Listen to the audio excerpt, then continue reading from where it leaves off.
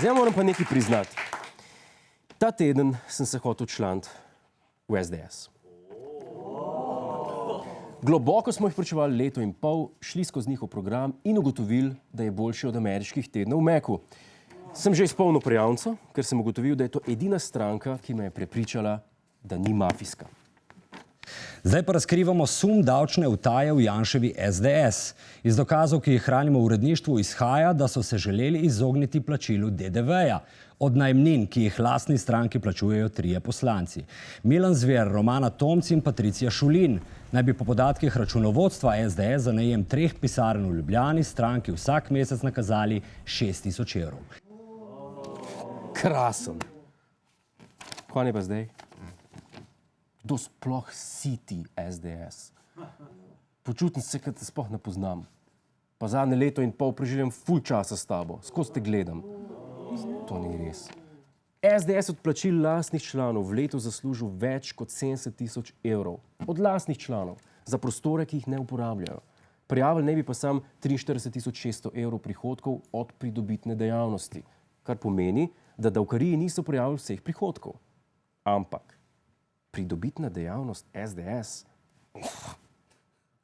Zato smo na stranko poslali zelo preprosto vprašanje, kaj je njihova pridobitna dejavnost, še bolj po domače, s čim torej služi SDS, in iz te stavbe za menoj dobili tale odgovor. Citiram: vsa vaša namigovanja ne držijo. Blaž, si s tem zadovoljen ali imaš morda v zvezi s tem zdaj še kakšno vprašanje več? Mislim, da je Jarcu vse jasno, meni pa ni. Vsa vaša namigovanja ne držijo, nekatera pa. Vse moje knjige niso za en drek, nekatere mogoče. Vsega denarja od Patrie ni pri meni doma, mogoče ga je malo. Vse orožje ni bilo prodano po ugodnih cenah, mogoče 3 pištole. Vse novinarke niso prostitutke, mogoče okoli RTV nek par. Mislim, svoje člane raketirate, mislim. Izsiljevalski posli vaši.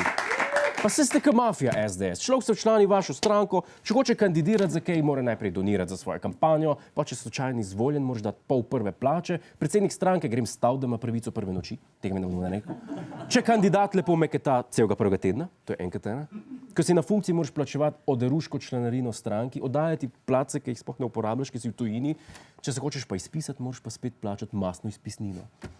Edina stvar, ki je pa zastonj pri njih, so pa sanje. Rumeno sonce na modrem nebu. Hvala, ampak ne hvala SDS.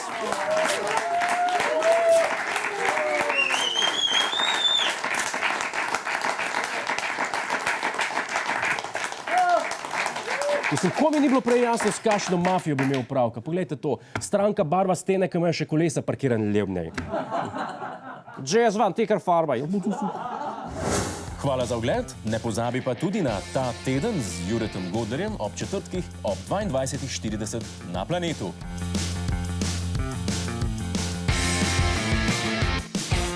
Hej tujec, polajkaj nas na Facebooku, posledi nas na Twitterju in naroči se na naš YouTube kanal.